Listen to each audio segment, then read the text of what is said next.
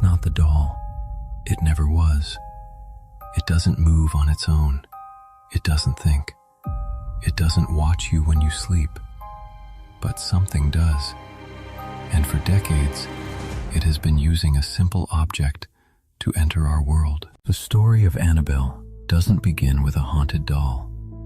It begins with an invitation. In the early 1970s, a young nursing student named Donna received a Raggedy Ann doll as a gift. Inside a modest 1970s apartment with authentic period details, shag carpet, wood grain furniture, macrame wall hangings, natural window light illuminates the scene as hands carefully unwrap the gift box, revealing the Raggedy Ann doll. The lighting is soft and warm, creating an innocent, nostalgic atmosphere that contrasts with the underlying tension. At first, it was harmless, just fabric, stuffing, thread. But it didn't stay that way. The doll began to move, not dramatically, not violently, but subtly. Positions changed, arms shifted, legs crossed. At first it was easy to ignore until it wasn't. Soon the activity escalated. Donna and her roommate began finding notes, small pieces of parchment paper, written in shaky handwriting. "Help me. Help us." There was just one problem. They didn't own parchment paper, and they certainly didn't write the messages. Whatever was attached to that doll was learning, communicating, watching. A psychic medium was brought in. She claimed the spirit of a young girl named Annabelle had attached itself to the doll. A lonely child, seeking comfort, seeking a home, and out of sympathy, Donna made a decision. She gave it permission to stay. That was the mistake, because what they were dealing with was not a little girl. It was something pretending to be one. A demonic entity, one that understood human emotion, one that manipulated trust, one that needed permission to gain power. The attacks began shortly after. A friend named Lou, who had openly distrusted the doll, experienced something terrifying. He woke up one night, unable to move. Was this just sleep paralysis?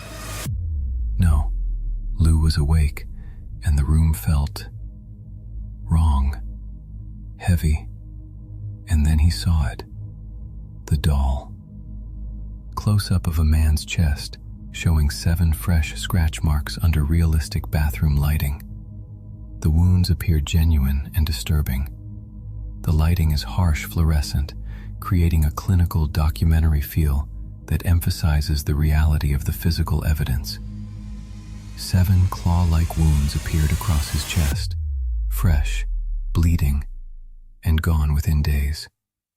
Whatever this was, it was no longer pretending. That's when the case reached Ed Warren and Lorraine Warren, experienced paranormal investigators who had seen cases like this before, and they immediately recognized the truth.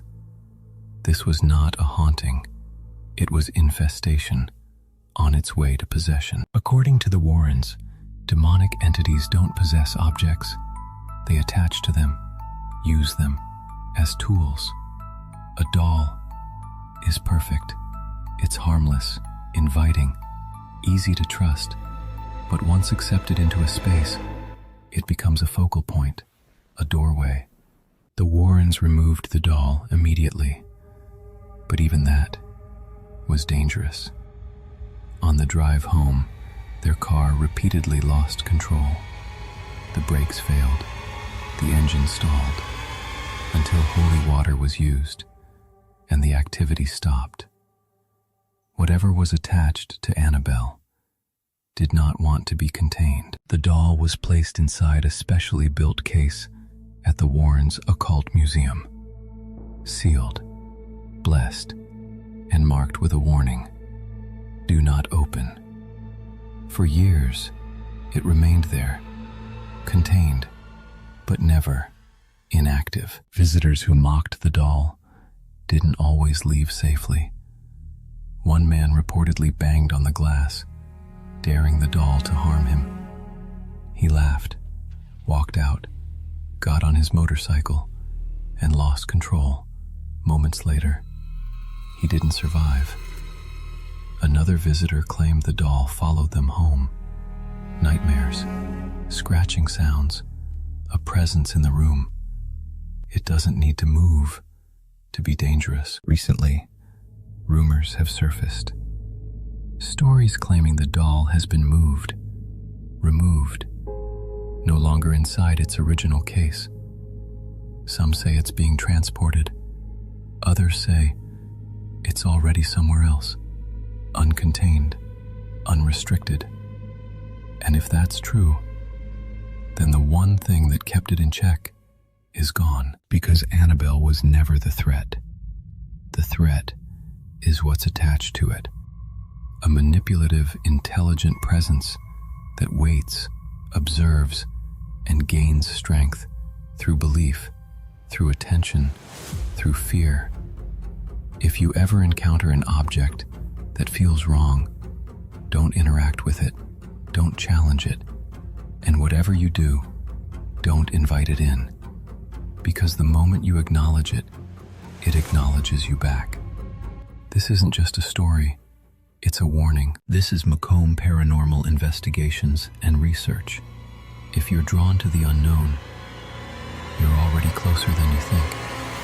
Subscribe and join us next time. And until then, happy haunting.